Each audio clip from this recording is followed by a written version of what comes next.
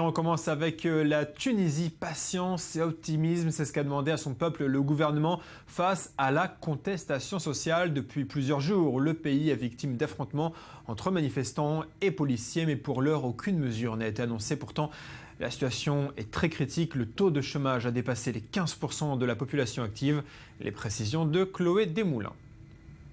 Réunion de crise et conseil des ministres exceptionnel ce samedi en Tunisie pour répondre aux contestations violentes qui ont secoué le pays ces derniers jours. Avec plus de 15% de chômage, l'exclusion et les inégalités sociales sont au cœur du débat. La question soulevée à Kasserine est due au fait que nous avons trouvé des solutions pour certaines des personnes, mais pas pour tout le monde. Il faut que les gens comprennent, les solutions existent, mais il faut un peu de patience et d'optimisme. La démocratie exige d'être protégée, c'est la responsabilité du pays de la protéger. Ce que je voudrais affirmer, c'est que je ne renoncerai pas à cette transition démocratique, à cette jeune démocratie. En dépit des attentes, le gouvernement n'a donc annoncé aucune mesure immédiate. Mais un plan d'aide d'1 milliard d'euros a été proposé vendredi par le président français François Hollande. L'opposition tunisienne, elle, propose un programme en 3 étapes pour sortir le pays de la crise sociale et économique.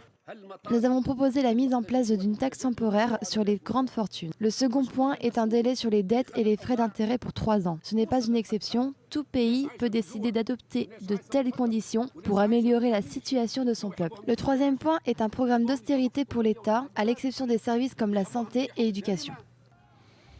Un calme relatif est revenu ce samedi dans les rues du pays après la mise en place cette nuit d'un couvre-feu, une mesure inédite depuis la révolution de 2011. On continue de parler de la Tunisie avec vous, Virginie. Bonjour, merci d'être avec nous. La situation est plutôt calme ce matin? Oui, Julien, on peut parler d'un calme relatif. La nuit n'a pas donné lieu à des incidents, mais les autorités craignent toujours un effet de contagion. Au cœur des préoccupations, on l'a vu et vous le disiez, l'emploi. Le Premier ministre tunisien a appelé le peuple à être patient. Le président a quant à lui rappelé qu'il n'y avait pas de dignité sans emploi. Et pour résumer la situation, je vous propose de découvrir la photo postée par un journaliste, David Thompson. Il a posté sur Twitter une photo du gouvernorat de Kasserine. On y voit des manifestants et le gouverneur sur un balcon entouré d'hommes en armes. La foule est en bas. Et finalement, elle résume bien la situation. Ouais. Jusqu'ici, tout va bien, mais jusqu'ici seulement. On parle également du foyer de la contestation. Kasserine, quelques mots peut-être sur ce lieu devenu symbole? Oui, alors Kasserine, c'est là où il y a 5 jours, un jeune homme s'est électrocuté en montant sur un poteau. Il voulait contester contre une décision qu'il enlevait des listes pour obtenir un emploi dans les services publics et l'administration.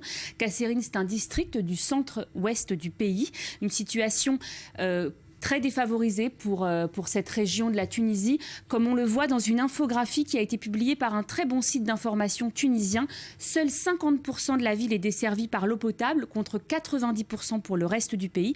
Le taux de chômage y est de 8 points, supérieur à la moyenne nationale. Le taux d'analphabétisation est de 32%, contre 12% à Tunis par exemple.